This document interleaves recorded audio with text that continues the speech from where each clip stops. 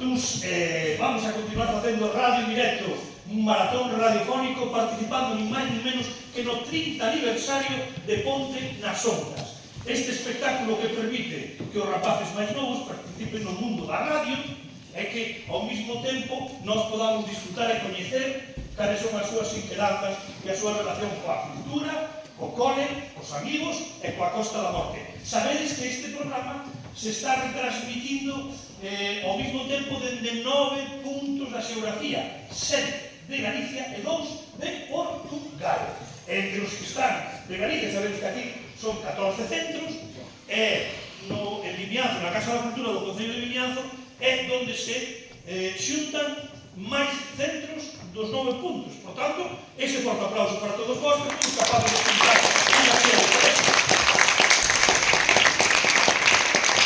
Se queréis seguir isto por internet, sabedes que é pontenasondas.org, escolanasondas.com, e que os 9 lugares onde se celebra este maratón radiofónico son Vigo, Pontevedra, Lugo, Santiago, Ourense, Agariz, Vimianzo e tamén Valencia e Lisboa en Portugal. Estamos sendo internacionais e a partir deste momento estes rapaces e rapazas maravillosas do CEI Gándara Sofá de Carballo han nos falado do patrimonio material de Verdillos.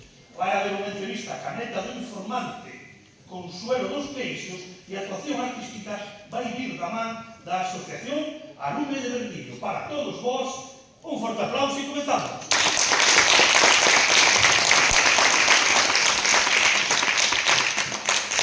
Bos días a todos e a todas. Está sendo moi interesante o día de hoxe. Sí, efectivamente, estamos aprendendo moito do noso patrimonio material. Agora tocanos a nós. Somos o alumnado de quinto e sexto de Educación Primaria de Cercanda de Sofán de Carballo. Nos imos falar do patrimonio cultural da nosa zona, Verdillo. Efectivamente, queremos dar visibilidade ao noso patrimonio e, aproveitando que a temática do Día das Letras Ganegas deste ano, escolhemos facer unha homenaxe a unha cantareira de Verdillo. Sí, para nós é un placer poder presumir desta cantareira de Verdillo, porque desta aldea de 1000 habitantes somos gran parte do alumnado do colexio. A cantareira é Consuelo Vázquez, apodada Consuelo dos Queixos. Vos preguntaredes por que era apodada Consuelo dos Queixos. Pois é que durante décadas vendeu queixos. Faleceu no 2021 deixando un gran legado. Consuelo naceu nos anos 30, época na que se facían moitas foliadas nas que se reunían moitos veciños e veciñas para cantar e bailar acompañados con pandeiretas e algúns candis para seguir bailando a pesar de que caera a noite. Sí, a Consuelo lle encantaba bailar, cantar, e nunca esqueceu as cantigas de cando era cativo. Ainda recordaba o ritmo e esas letras que tantas veces lle permitiron gozar e ter moi bons recordos. Así é, Consuelo sempre dicía que ela aprendera a cantar do seu pai, e tamén a súa nai facía de vez en cando, aínda que imagino, mentras lutaba horas na máquina de coser para poder manter os seus 7 fillos. De feito, esta información a sabemos sobre Xavier Díaz, que é un cantante que está a facer unha recopilación das cantigas de tradición oral. Efectivamente, o día que Xavier Díaz coñeceu a Consuelo quedou tan abraiado que para el Consuelo foi unha musa que lle permitiu recrear unha cantiga que ela bailaba e cantaba. Esta cantiga chámase No Salón das Cereixas. Sí, así é. O título desta cantiga se refire a que antigamente iban onde había unha cereixeira e colgaban un candil para poder danzar toda a noite ao son das pandeiretas. Isto é unha información moi importante para axudarnos a coñecer como era a vida antigamente. De feito, hoxe vou representar esta cantiga no Salón das Cereixas, en homenaxe a Consuelo. Sí, farémonos grazas á axuda da Agrupación Cultural Alume, que é unha asociación de Verdillo que dende 1982 desenvolve baile e música tradicional co fin de salvagardar o patrimonio tradicional. Algúns dos nosos compañeiros van a Lume para aprender a tocar a gaita, baile ou pandeireta. Esquecestes o máis importante, como somos conscientes do gran valor que ten este patrimonio. Imos representar no colexio polo Día das Letras Galegas dita cantiga, no Salón das Cereixas, coa presenza de Xavier Díaz. Ah, sí, o cantante do que falamos antes. É unha figura moi importante por recopilar esta cantiga de Consuelo.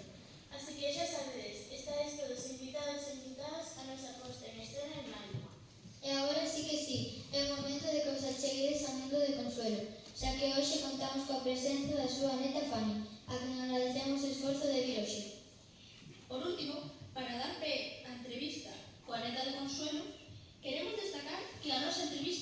asignada por 2 alumnos e pola nosa profesora de lingua de signos, xa que o noso colexio leva anos con dito proxecto.